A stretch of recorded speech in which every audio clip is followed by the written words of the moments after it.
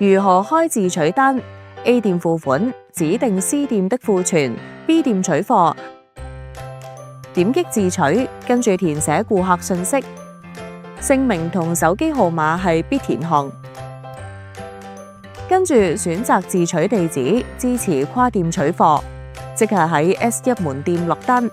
指定 S3 門店庫存，喺 S2 門店取貨，自取日期，訂單備註可以按顧客需要選擇填寫，點擊確認，選擇商品後進入商品詳情頁，喺頁面地點欄位選擇 S3 門店庫存，選定商品顏色、尺碼規格、購買數量，點擊確認，將商品加入訂單。核對選定嘅門店、商品同購買數量，確認資訊正確，點擊結賬，進入支付界面，完成支付。付款完成之後，系統會彈出預留地點同出庫地點不一致，請選擇調貨選項嘅提示窗。喺手動調貨同自動調貨兩個選項入面，點擊自動調貨，由系統自動生成調貨單。返回主頁，點擊左上角三橫，點擊設置，點擊店鋪，選擇出倉地點 S3 店鋪。返回主頁，喺主界面左側功能欄點擊倉存，進入倉存管理界面，點擊出倉選項，進入出倉列表頁面。喺列表入面揾到目標倉庫為 S2 對應商品嘅調貨單。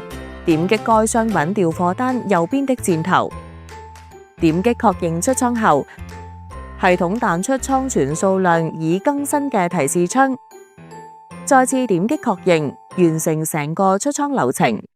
返回主頁，跟住點擊左上角三橫，跟住點擊設置，點擊店鋪，選擇 S2 店鋪。返回主頁。喺主界面左側功能欄點擊倉存，進入倉存管理界面。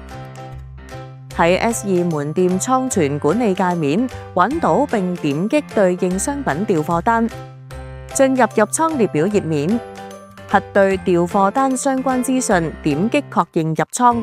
S2 門店點擊確認入倉之後，系統彈出庫存數量已更新嘅提示窗。點擊確認，完成成個調貨入倉流程。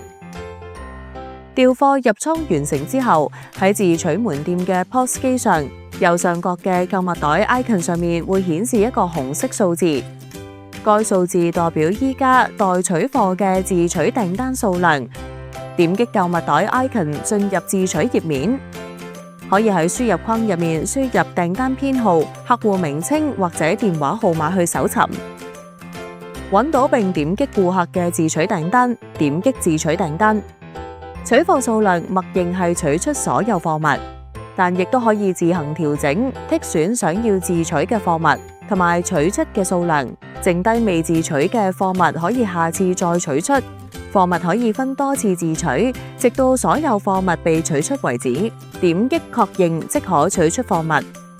訂單入面所有貨物都被取出之後，訂單即可完成。